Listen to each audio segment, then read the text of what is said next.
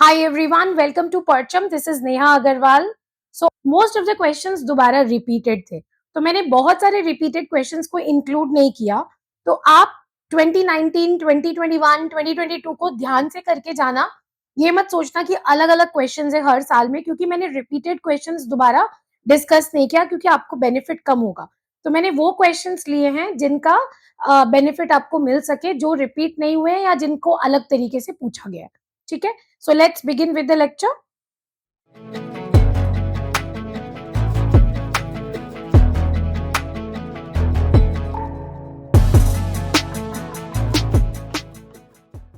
Start करें हमारे पहले क्वेश्चन से.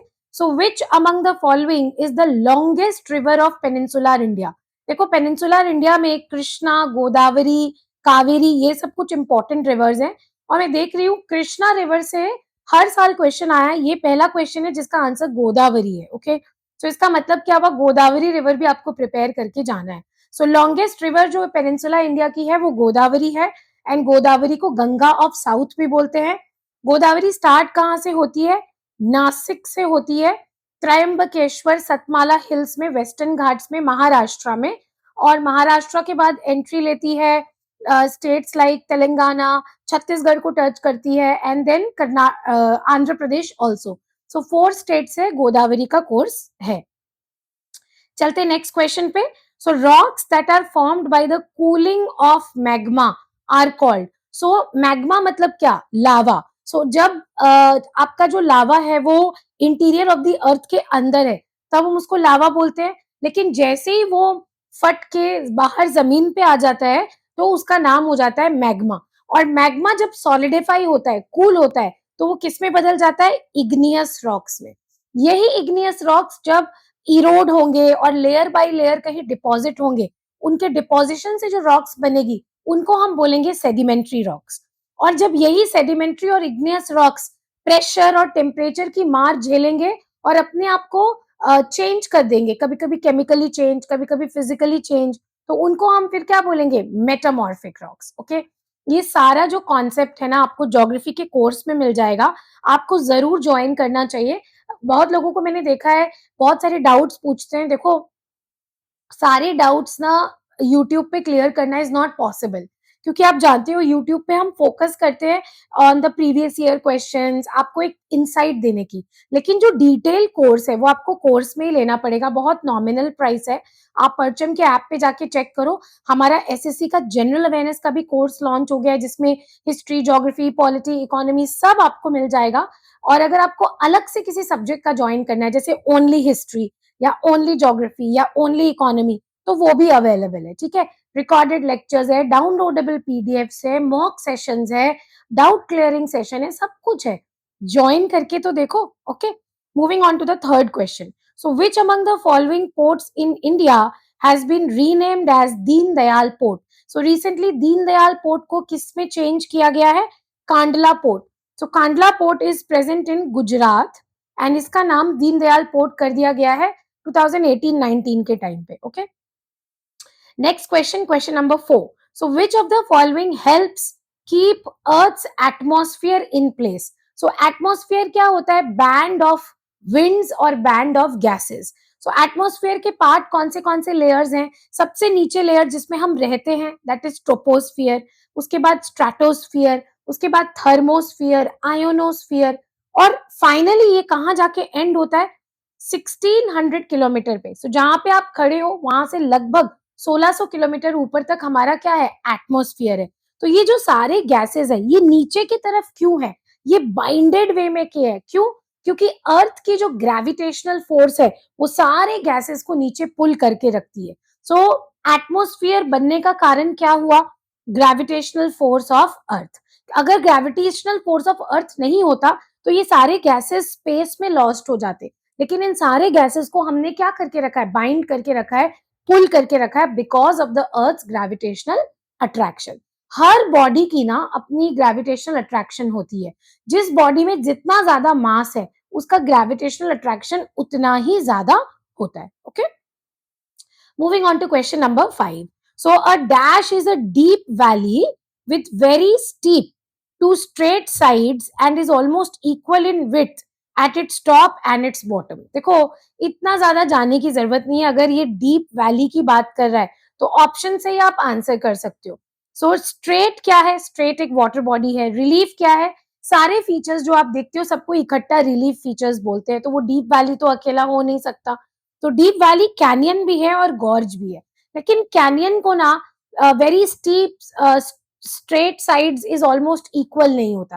कैनियन बहुत ज्यादा डीप होता है, कैनियन गॉर्ज का भी नेक्स्ट लेवल डेप्थ में आता है। तो यहाँ पर आपका बेस्ट आंसर होगा गॉर्ज। जो गॉर्ज क्या है? डीप वैली है, ज्यादातर वी शेप में होते हैं, स्टीप होते हैं और almost equal in width at its top and it's bottom. ठीक है, तो ये जो इनका विड्थ होता है ये तो बराबर होता है, लेकिन कैनियन का कैसा होता है? बिल्कुल डीप होता है, तो ऊपर का विड्थ और नीचे का विड्थ काफी डिफर करता है। तो अगर आप कोई गॉर्ज देख रहे हो तो वो इस तरह आपको दिखेगा, और कोई कैनियन देख रहे हो तो इस तरह दिखेगा। Okay, moving on to the next question. So next question says the Kharif season in India largely coincides with। तो खरीफ सीजन कौन सा होता है? वो क्रॉप्स होते हैं खरीफ सीजन में जिनके वाटर कंजम्पशन बहुत ज्यादा है। तो ऑब्वियसली खरीफ सीजन कौन सा होगा? साउथ वेस्ट मानसून सीजन होगा इंडिया में। सो इंडिया में साउथ वेस्ट मानसून सीजन जब आता है, जैसे कि जून टू सितंबर, उस टाइम पे आपको खरीफ क्रॉप्स ग्रो करने को देखते हैं मिलता है। देन आपका जब साउथ वेस्ट मानसून चला जाता है, नॉर्थ ईस्ट मानसून आता है जिसको आप विंटर मानसून भी बोलते हो, उस टाइम पे आपको रबी क्रॉप्स दिखते हैं। Okay, moving on to next question, question number 7। So the term peninsula means a piece of land surrounded by water. So एक पेनिनसुला, आप देखो India is the best example of peninsula. So हम Indian peninsula क्यों बोलते हैं? क्योंकि India एक piece of land है जिसके 3 साइड्स में वाटर है। तो वाटर कितने साइड्स में होगा पेनिनसुला के? 3 साइड्स ऑफ वाटर होगा। सो इंडिया में जब ये आप देखते हो तो ये वाला भी एक पेनिनसुला है। इस पेनिनसुला का नाम क्या है? काठियावाड़ पेनिनसुला। इस पूरे को अगर देखेंगे तो इंडियन पेनिनसुला इसका नाम है। आपको बताना है ये वाली वाटर बॉडी कौन सी है। ओके, जो वाटर बॉडी मैंने अभी मार्क की, कमेंट सेक्शन में बताइए कि ये वाली वाटर बॉडी कौन सी है। प्लीज पार्टिसिपेट करना। मैं, आपने देखा होगा मैं हर कमेंट का पर्सनली रिप्लाई करती हूँ। Moving on to question number 8। So the Kaveri river rises from. देखो साउथ इंडिया के रिवर्स से क्वेश्चन आ रहा है ना, मैंने बार बार बोला है सिर्फ गंगा, ब्रह्मपुत्र और इंदस करके मत जाना।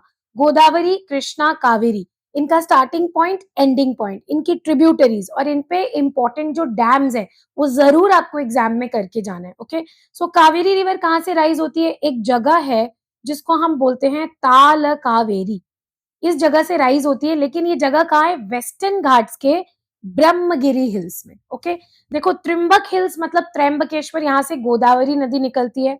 अमरकंटक प्लेट्यू से 3 रिवर्स निकलती है, नर्मदा, तापी एंड ऑल्सो महानदी। अगर प्रिसाइजली देखें तो महानदी धमतरी से है दंडकारण्य में, तापी बेतुल प्लेट्यू से है सतपुरा में, और नर्मदा अमरकंटक के आसपास है। लेकिन इसको ना एक फिजियोग्राफिक डिवीजन के हिसाब से जब देखते हैं ना तो अमरकंटक प्लेटो ही बोलते हैं इस रीजन को। ओके, और महाबलेश्वर से कौन सी नदियां निकलती है? 5, जिनको एक साथ बोला जाता है पंचगंगा। कृष्णा, वेन्ना, पेन्ना, कोयना, और ये सारी नदियां फिर एक साथ जुड़ जाती है और क्या बन जाती है? कृष्णा रिवर। ओके, चलते हैं क्वेश्चन नंबर 9 में। So which of the following is not a part of Meghalaya plateau. तो ये भी क्वेश्चन रिपीट हुआ है, लेकिन अलग तरीके से रिपीट हुआ था। सो मेघालय प्लेटो का क्या है? शिलोंग प्लेटो उसका दूसरा नाम है।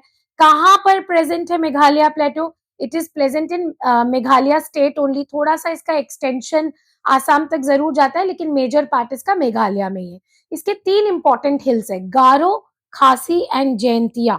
तो कौन नहीं है? पलामू। और ये पलामू कहां पर है? Jharkhand.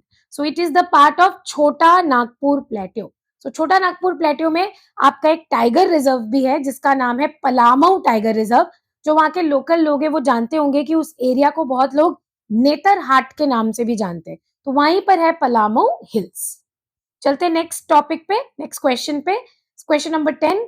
The branch of geology that studies dinosaurs is an example of. देखो आपने पुराने 2 वीडियोस भी अगर देखे हैं 2021 और 2022 के क्वेश्चंस के, हर एग्जाम में हर बार एक स्टडी जरूर पूछ रहे हैं। तो जियोलॉजी, ज्योग्राफी, पैलियोंटोलॉजी, ये सारी स्टडीज के बारे में पढ़ के जाना, एक क्वेश्चन आपका पक्का है। ये वीडियो अगर आप फॉलो करियो ना ये सारे, तो इनमें ही आपके सारे कवर हो जाएंगे। तो डायनासोर की जब स्टडी करते हैं जियोलॉजी के थ्रू तो पेलियंटोलॉजी उनको बोलते हैं। बाकी तीन है हिस्टोलॉजी, पेट्रोलॉजी एंड सोफ्रोलॉजी, उसके बारे में मैंने नेक्स्ट स्लाइड में आपके लिए प्रिपेयर किया है। सो हिस्टोलॉजी क्या है? It is the microscopic study of tissues and organs through sectioning, staining and examining those sections under a microscope.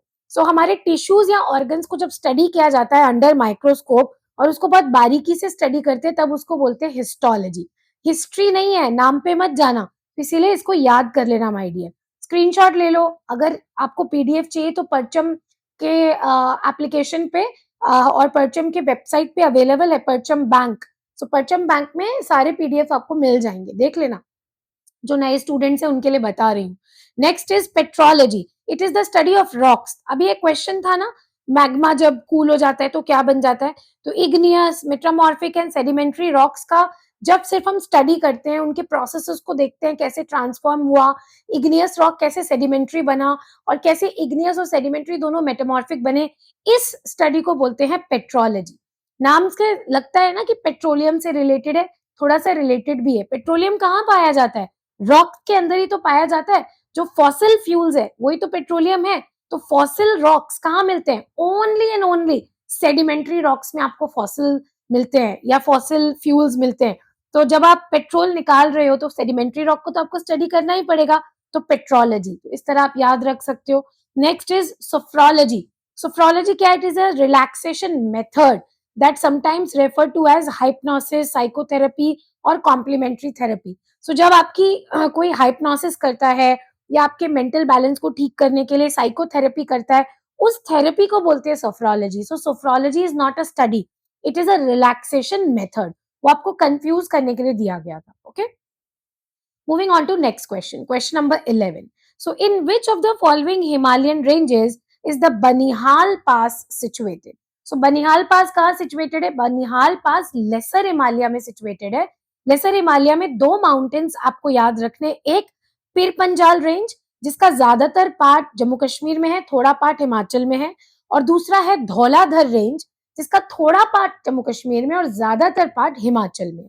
तो ये जो आपका बनिहाल पास है, this is present in Pir Panjal range.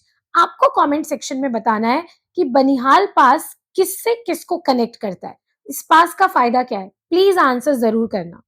Moving on to the India map. So India map में मैंने कुछ passes यहाँ पर दिखाए आपको। ये है आपका बनिहाल पास इन द पिरपंजाल रेंज। देन हमारे पास पिरपंजाल पास भी है इन द पिरपंजाल रेंज। उसके बाद जोजिला है, Zoji La is present in greater Himalaya. देखो जिस पास की में स्पेलिंग में ना जेड होगा, ये मैं आपको एक मेमोनिक बता रही हूँ, जिस भी पास के स्पेलिंग में जेड होगा वो होगा ग्रेटर हिमालय में। तो ये हिंट है, इससे आप बहुत सारे क्वेश्चन सॉल्व कर सकते हो। ठीक है, तो ये याद रखना कि जिस भी पास के स्पेलिंग में जेड होगा उस पास, वो पास कहाँ प्रेजेंट है? ग्रेटर हिमालय में। तो देखो जोजिला में जेड है, बुर्जिल में जेड है, दोनों ग्रेटर हिमालय में। फिर जब आ जाते हो आप खारडुंगला, तो खारडुंगला कहाँ है? लद्दाख रेंज में। फिर लनकला, ये भी लद्दाख रेंज में। उसके बाद चांगला और इमसीला, सो चांगला और इमसीला भी दोनों झस्कर और लद्दाख के बीच में। फिर ऊपर देखते हो आप मिंटाका, पापरेक, खुंजरेबन, अघिल और कारा, ये सब कहाँ पर है? काराकोरम रेंज में। तो इस तरह आप याद रख सकते हो, ऊपर काराकोरम है, इसके नीचे लद्दाख है, इसके नीचे झस्कर है, फिर यहाँ से सारा ग्रेट हिमालय, ये पीर पंजाल, ये धौलाधर, इस तरह। ठीक है, कोर्स में मैंने बहुत डिटेल में ये वाला टॉपिक्स ये सब पढ़ाए हैं। कोई भी एग्जाम दोगे ना, कोई भी one day exam, it is going to fetch you marks. Question number 12, in which ocean is the country Fiji situated? देखो बहुत इंपॉर्टेंट क्वेश्चन है। क्यों इंपॉर्टेंट है? पैसिफिक ओशन में आपको मैंने क्वेश्चन कराया था ring of fire. So ring of fire क्यों बोलते हैं? क्योंकि मोस्टली वहां पर क्या लाइव वोल्केनोज हैं और जो आइलैंड्स बने हुए हैं वो भी वोल्केनिक आइलैंड्स है। फिजी भी उसी तरीके का एक वोल्केनिक आइलैंड है। ओके, और फिजी में बहुत सारे इंडियंस आपको मिलेंगे। कैसे मिलेंगे? इतने दूर पैसिफिक ओशन में इंडियंस कहाँ से पहुंच गए? फिजी में शुगर केन प्लांटेशन होता था इन द एंशियंट डेज, और ब्रिटिशर्स यहाँ से बहुत सारे इंडियन लेबरर्स को ले गए थे प्लांटेशंस में काम करने के लिए। तो फिर ये वहीं पर बस गए और इनकी जनरेशंस फिर वहीं शुरू हो गई। इससे जब आप फिजी जाओगे तो आपको इंडियन ओरिजिन के लोग बहुत मिलेंगे। कभी मौका मिले तो फिजी जरूर विजिट करना। It's a very beautiful island present in the Pacific ocean. Many people club it with New Zealand when they visit Fiji. When they visit New Zealand, then they visit Fiji. Okay, so answer है आपका Pacific ocean. सो ये सब मैं क्यों discuss करती हूँ आपके साथ? देखो इतने फैक्ट्स है ना, ज्योग्राफी, हिस्ट्री, पॉलिटी में, और आपको याद सब कुछ रखना है क्योंकि अच्छा जॉब लेना है, अच्छी लाइफ लीड करनी है, स्टैंडर्ड ऑफ लिविंग अच्छा रखना है, नॉलेजेबल रहना है. तो थोड़ी बहुत जब अपन उसको डिस्कस करते हैं ना, तो कहीं ना कहीं वो याद रह जाता है when you see the question in the exam या when you see some other type of question in the exam. तो डिस्कशन से ना कभी कभी बहुत सारी चीजें क्लिक होती है. 13 question, which state is the largest producer of mica in India? देखो लार्जेस्ट प्रोड्यूसर तो आंध्र प्रदेश है, लेकिन जो रिजर्व्स है ना वो लार्जेस्ट पता है कहाँ है? राजस्थान और झारखंड में. मतलब आंध्रा से ज्यादा है. एक बात मैं आपको समझाती हूँ यहाँ पे, लार्जेस्ट प्रोड्यूसर और लार्जेस्ट रिसोर्स ये दोनों डिफरेंट बातें हैं. मैंने पहली वीडियो में भी आपको बताया था. लार्जेस्ट रिसोर्स मतलब वहां उसकी जमीन में कितना रिसोर्स प्रेजेंट है, लेकिन प्रोड्यूसर का मतलब है जितना भी रिसोर्स अवेलेबल है वो कितना एक्सप्लोर कर पा रहे हैं, कितना उसको प्रोडक्शन एक्सप्लॉइट कर पा रहे हैं. तो प्रोड्यूसर में और रिसोर्स में दोनों के लार्जेस्ट स्मॉलेस्ट में डिफरेंस होता है. ठीक है, answer is your Andhra Pradesh. 14th question, so which of the following rivers has its origin in Mahabaleshwar? आ गया ना दोबारा सेम क्वेश्चन. देखो ये क्वेश्चन अलग अलग तरीके से पूछा गया बार बार, लेकिन आंसर तो सेम ही है, कृष्णा. ओके, सो कृष्णा रिवर महाबलेश्वर से स्टार्ट होती है. जगह का नाम है पंचगंगा एंड फिजियोग्राफिक डिवीजन है वेस्टर्न घाट्स. इसके साथ साथ और भी रिवर्स यहाँ से शुरू होते हैं जैसे वेन्ना, पेन्ना, कोयना. बाद में जाके ये सारे रिवर्स कृष्णा को ही ज्वाइन करते हैं. तो ये इनडायरेक्टली कृष्णा के ट्रिब्यूटरीज हुए. तो एग्जाम में अगर आएगा कि कृष्णा रिवर का ट्रिब्यूटरी पंचगंगा है तो आपको आंसर यस करना है. Okay, 15th question, so dash is the largest peak of Satpura range? तो देखो सतपुरा रेंज का लार्जेस्ट जो पीक है वो है Dhupgarh. Okay, so Dhupgarh is very near to the Pachmarhi hills which is a very famous hill station in Madhya Pradesh. Dhupgarh is the highest peak of Satpura. Satpura के साथ parallelly एक रेंज और लोकेटेड है, that is Vindhyan range. Vindhyan range का भी हाईएस्ट पीक आपको यहाँ पर बता देती हूँ, कालूमर पीक. ठीक है, और वेस्टर्न घाट्स का भी हाईएस्ट पीक बता देती हूँ आपको, आनेमुडी. सो आनेमुडी कहां पर है? केरला में है. अन्नामलाई हिल्स में ये प्रेजेंट है और फिजियोग्राफिक डिवीजन है वेस्टर्न घाट्स. सो वेस्टर्न घाट का हाईएस्ट पीक आनेमुडी, विंध्यास का कालूमर, सतपुरा का धूपगढ़. आपको कमेंट सेक्शन में बताना है कि ईस्टर्न घाट्स के हाईएस्ट पीक कौन है. ठीक है, ईस्टर्न घाट्स के हाईएस्ट पीक कौन है ये आपको कमेंट सेक्शन में बताना है. ओके, सो ये थे सारे क्वेश्चंस इन रिगार्ड टू 2019.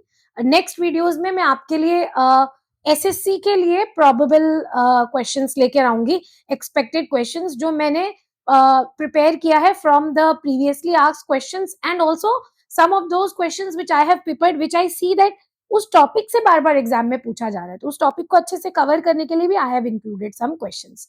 करते रहो, पढ़ते रहो, सारे क्वेश्चंस की डिस्कशन सुनते रहो, अपने नोट्स बनाते रहो, रिवीजन करते रहो.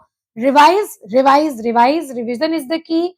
और जब एग्जाम क्लियर होगा तो बहुत अच्छा लगेगा आपको. तो ये जो सारा टाइम आप दे रहे हो इसको प्रिपेयर करने में, this all will be fetching results. So मैं जानती हूँ बहुत सारे स्टूडेंट्स 5-10 सेकेंड कोई वीडियो को देखते हैं या 5 मिनट ही देखते हैं. देखो हमारा कुछ नहीं जाएगा. All the faculties on this Parcham platform they are very dedicated और बहुत अपना काम शिद्दत से कर रहे हैं. तो हम जो काम कर रहे हैं उसके लिए तो हमें जो मिलना चाहिए वो मिल रहा है, फेच हो रहा है, the life is going good, everything is fine. But अगर आप इन वीडियोस का फायदा नहीं उठाते हो जो सच में आपके लिए बहुत जुडिशियसली प्रिपेयर की गई है, तो फिर आपको कैसे एक अच्छा जॉब मिलेगा? ठीक है, कंपटीशन बहुत है. तो I will tell you to revise more and during the exams, मतलब एग्जाम से 1 महीने पहले ज्यादातर नए टॉपिक्स प्रिपेयर करने की जरूरत नहीं है. प्रीवियस ईयर क्वेश्चंस पे ध्यान दो, रिपीटेशन जरूर मिलेगा एग्जाम पे, और जो पढ़ लिया है ऑलरेडी उसको रिवाइज जरूर करो because revision is the key. Okay, कोई डाउट हो कमेंट सेक्शन में जरूर लिखो. Thank you so much and take care.